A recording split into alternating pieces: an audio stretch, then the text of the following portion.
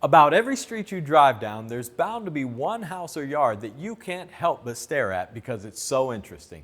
And Central Ohio is no exception. And since this show is all about unique homes and gardens, I thought it would be a perfect opportunity to visit one of these estates myself. Oh really? Where'd you go? To the Adena Mansion and Gardens in Chillicothe, and it really exceeded my expectations.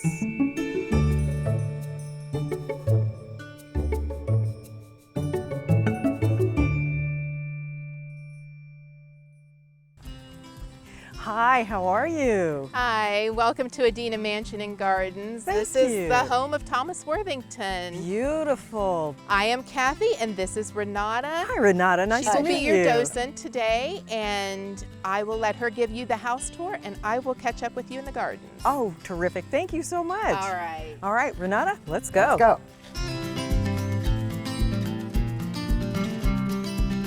The house was built between 1806 and 1807. It was designed by Benjamin Henry Latrobe, who was the first professional American architect. Okay, Charlene, I will show you the house. Beautiful. And this is the grand entry. Thomas Worthington was the 6th governor of Ohio, and over the mantel is his gubernatorial portrait. Some of the furniture actually belonged to the Worthingtons, like, for example, that tall clock over there. If you look around the baseboard, for example, you might think that is marble. It is not. What is it? it? It is black walnut that has been grain painted to look like marble.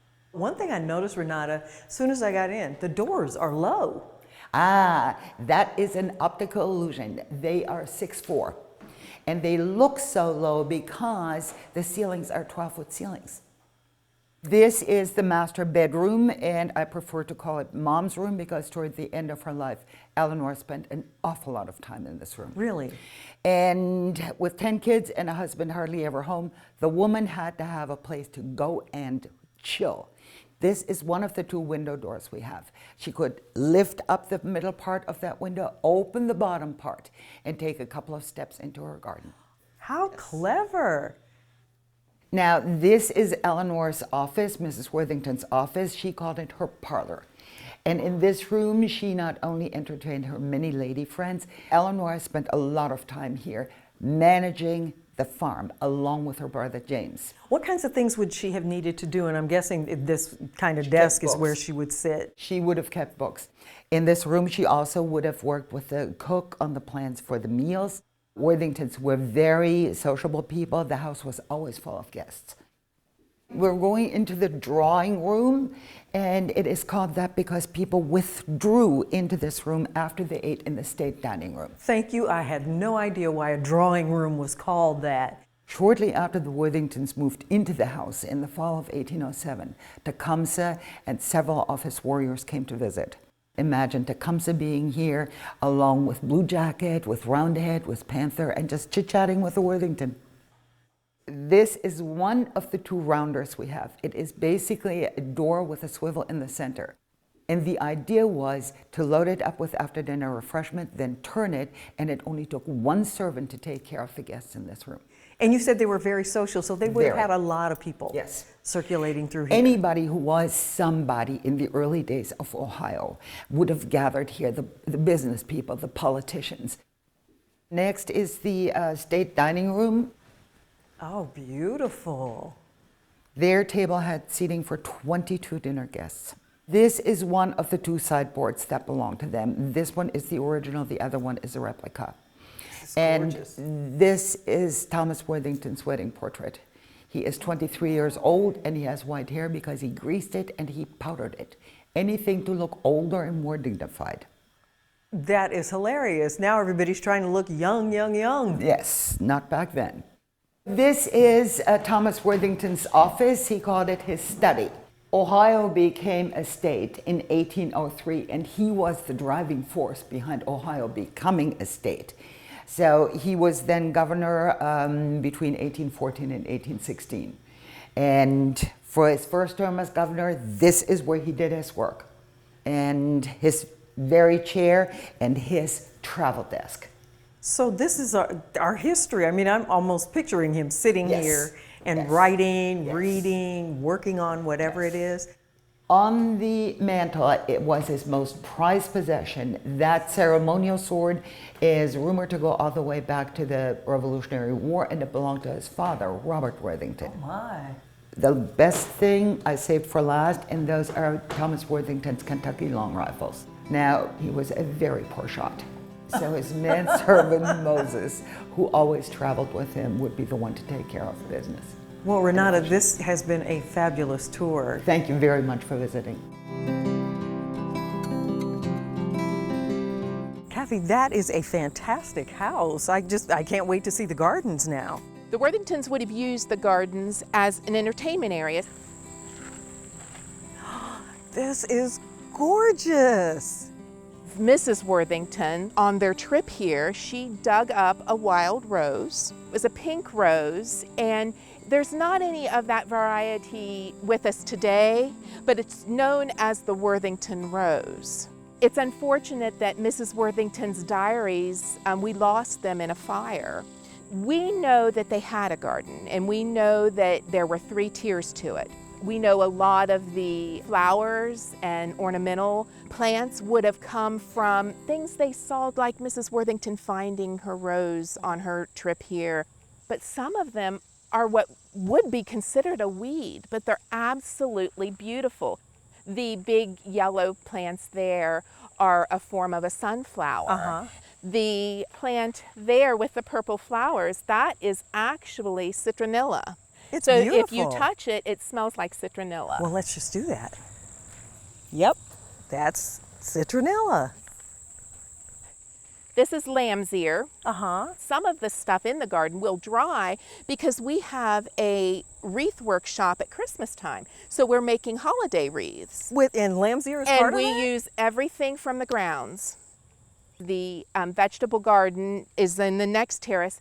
We gather them and we put them out for people to take for a donation. And then whatever's left at the end of the week, we take to the local food pantry. Here is asparagus. I don't know if you've ever seen an asparagus plant. This is huge. Oh, look at the tomatoes and the corn. Yes. Wow. And we try to plant where we're having something come off all seasons. Do you actually do gardening here the way, in the same manner it might have been done? We try an organic farm. We're not certified organic or anything like that because they would not have used chemicals. No. They would have had the bugs. And so this is the second level. This is what we would call the kitchen garden. So you have the ornamental garden, the kitchen garden, and now we're going to step down into the vineyard area. This is a beautiful spot with all the trees, so nice and shady and cool. Thomas Worthington, did he plant any of the trees? His oldest son, James, did plant an apple tree when he lived here. James Worthington and his family were the last Worthingtons to live here. James's tree is out in the field there, and it is producing apples. I see more trees out here at the end of the garden. They call that the grove area. These trees were planted in geometric shapes. And what kind of shapes would we see if we were looking down on this There's from the air? diamonds, circles, and squares, I believe. This has been beautiful. Is there anything else that we can see? Yes, I have one more thing that I think you'll enjoy. Okay, let's go. I can imagine it must have been just so calm and nice living here. When he named it Adena, he named it for a place for a remarkable delightfulness. Oh my goodness, look at this view. Yes, this is the inspiration for the Great Seal of Ohio. It's what we see on our driver's license, our birth certificates. It is gorgeous. I think everybody who can should just come and see this. It is so beautiful and so significant. Kathy, thank you. This has been a terrific tour. Appreciate you hosting us today. You're welcome. Thank you.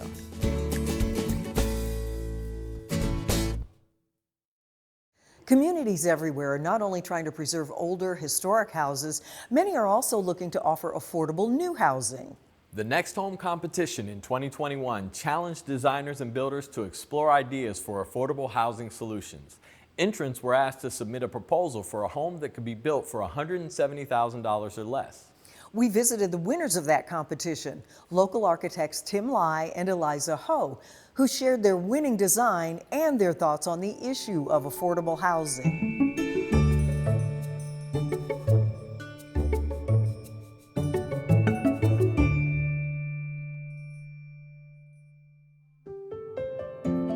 The competition is called Next Home 2021 and is organized by the Neighborhood Design Center in partnership with COSIC and City of Columbus. The competition is really to invite the design professional to come up with a design proposal and ideas to address the affordable housing problem. How do we come up with a structure, a house, that would cost roughly around $170,000? Something that is cost effective, it has to be functional, it probably need to be flexible and adaptive, and at the same time, it still need to be comfortable. You know, it needs to have a lot of natural lights and hopefully will connect to the outdoors and nature. One of the structure that we was kind of inspired by is a rural pole barn structure. In a way, it's a barn, so that's why it's easy to build and is somewhat cost effective. So the pole barn structure, the idea is also not having the load-bearing wall. So let's say you need your room to get bigger. All the load-bearing structure is on the outside, on the pole. So all the interior walls can be moved. So let's say you need to expand your bedroom or you want to have an office, in your house, then you can do that in a more cost-effective way. It's like a starter home. So it's designed something for people to buy their first house. And they are normally younger, they have a smaller family, but then the family will grow and they might have older parents that might want to move in at one point. And so, we want to create something that is adaptable, that is expandable. So the name is called Felix, Flexible Houses for the Future. So we are really looking at this house to have the flexibility and also the homeowner have the agency to create something that fit their needs. This is kind of showing all different potential variation of the same structure. It can add different things to it to make it bigger or smaller, have a double height space, or you stack the two floors together. This is the Felix. It's in here, 800 square foot, and this is what we call the conservatory space. So it is an unconditioned space, so meaning that there's no HVAC in there. But then what we have, it is using the polycarbonate panels on all sides. So it's almost like a greenhouse. If you take out, the roof here, we actually have a small one-bedroom downstairs with the bathroom. And then you have the open kitchen, dining, and living room on the side looking out to the conservatory, the greenhouse. And then upstairs you have another bedroom, basically, going up the stairs. Right now we have a double height space, very nice. You can bring in all the light through the conservatory. But imagine that if you need more square footage, then you can add to the mezzanine level, the second floor, to expand it outward. Or some people can choose to enclose a part of the conservatory space. Housing is not just provide the basic shelter, to a single person or to a family, but we also want to grow the sense of, community. So if, this person actually live in this house, the Felix now, when the, family grow bigger, then they can expand on, the square footage. Then they don't have to find another home. So, in terms of the community building, it does have, that advantage. It's not just moving from one place to another.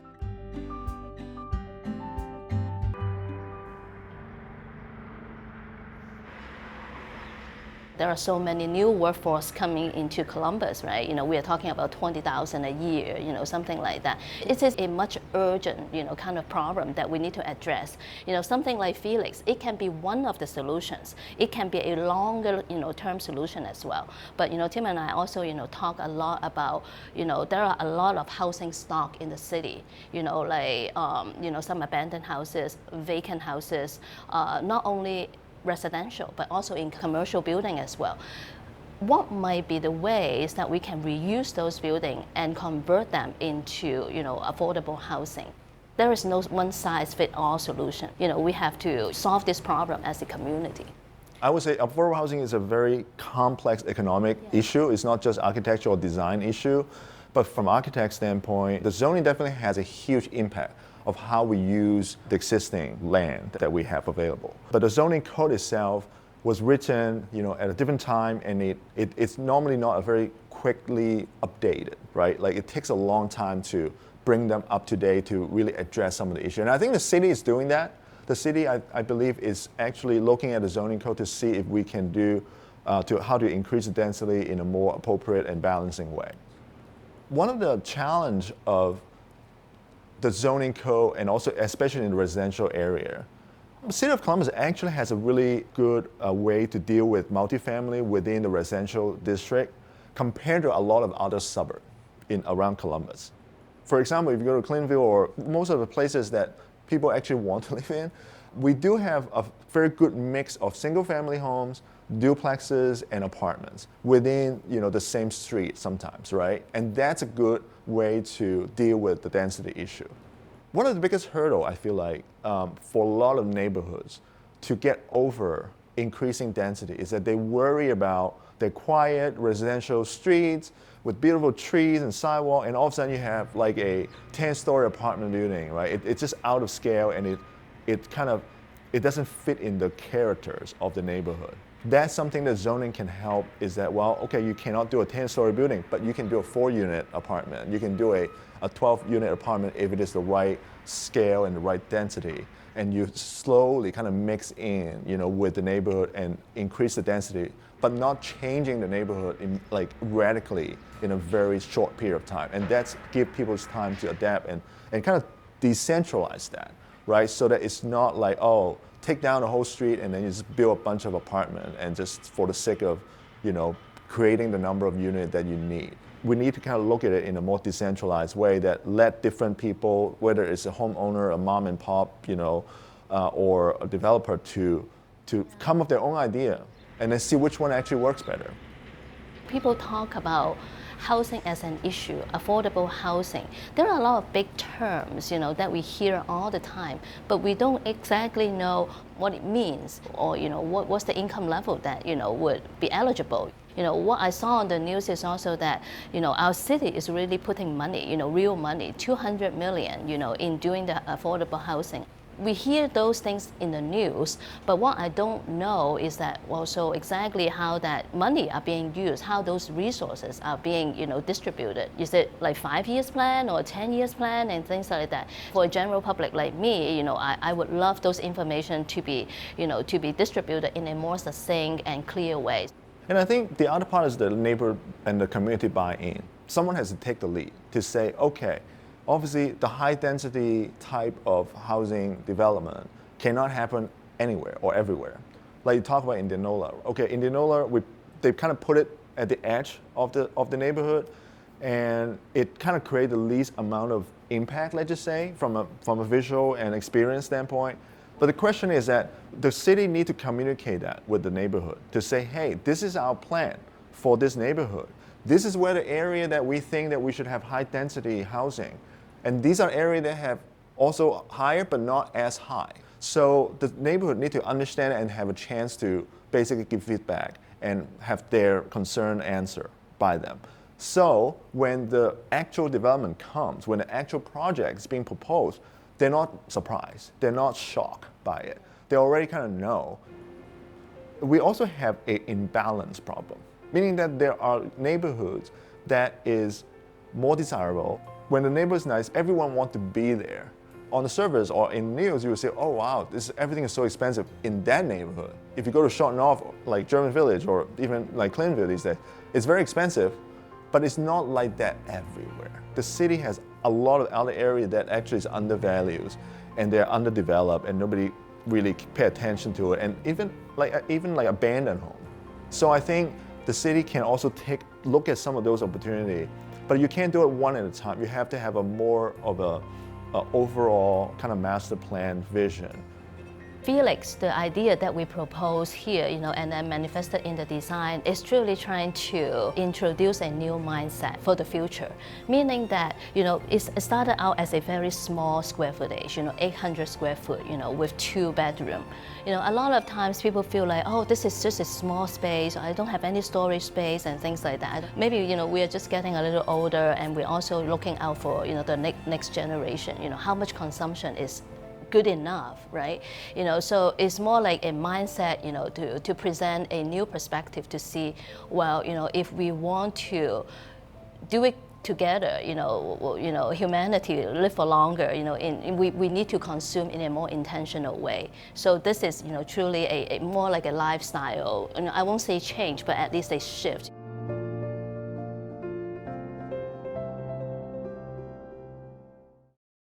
Parks in almost every community are complementary to the neighborhood, or in this next story, the landscape.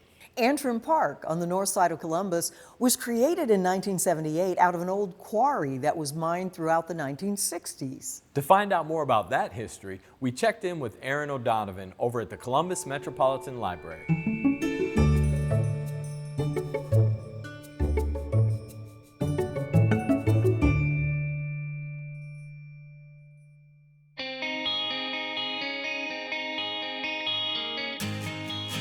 This is the story of Antrim Park. It starts with a man named Everett Antrim. Everett Antrim was born in Indianapolis, Indiana in 1882. He was a son of a dairy farmer, and the family was involved in ice cream because that's a natural thing to do, dairy, ice cream. So there was about 7 family members and his family were involved in the ice cream business, and he followed suit. He had an uncle named J. Martin Antrim who actually came to Columbus in around the early 1900s, and he was involved in a company called the Furnace Ice Cream Company. Antrim followed him out to the city while his other relatives were going all around the Midwest forming ice cream companies. He quickly rose to power in the company and soon became president. He started off in the Old Oaks neighborhood because the factory was around Grant Avenue, and they did have parlors all around the city. The ones I recall were on the south side of Columbus. Borden comes onto the scene and starts gobbling up all these other smaller businesses, Furnace Company being one of them. Him and his wife, Rowena, they decide to move out to what was considered the country then in 1920. And where he ends up moving is to just west of Olentangy River to the Williams property, which is on this map right here, just adjacent to the Worthington area.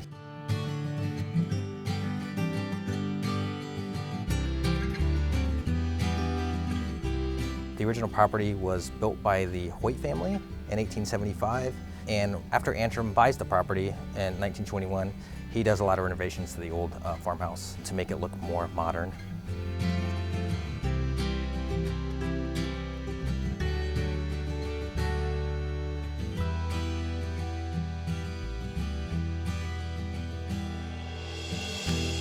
As Worthington and Riverly start building up in the 1910s, 20s, it's becoming less country and becoming more of a city place. Antrim is buying properties along the west side of the Olentangy River, and you can see here he's buying adjacent properties.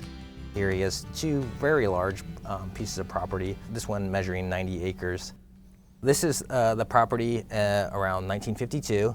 You can see that Everett has this large portion of land here, nearly 83 acres. And he's also got this additional portion, which is 31 acres. So he wants to start quarrying right next to the river. He begins to do that, except now there's the subdivision of Indian Hills right next to it. Indian Hills was land once owned by Everett Antrim, and the citizens of that subdivision are not that happy because it's loud and it's dirty. They're thinking we're gonna have to deal with this quarry for a long time.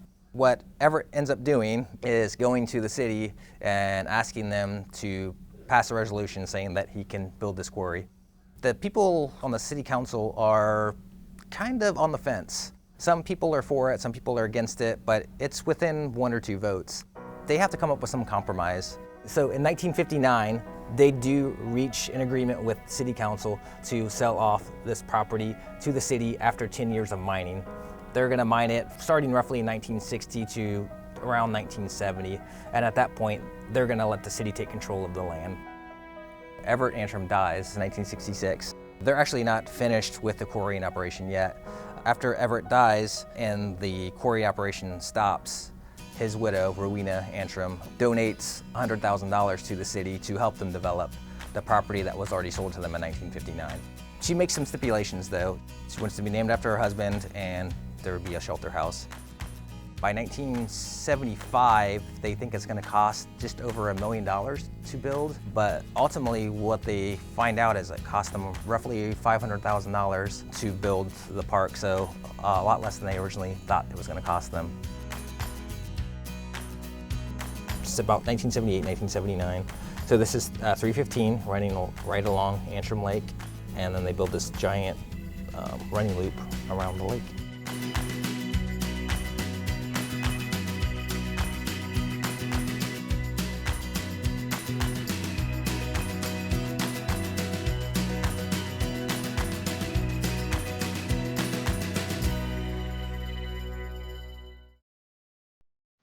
Thanks for being with us. And remember, you can catch all of our episodes on columbusneighborhoods.org.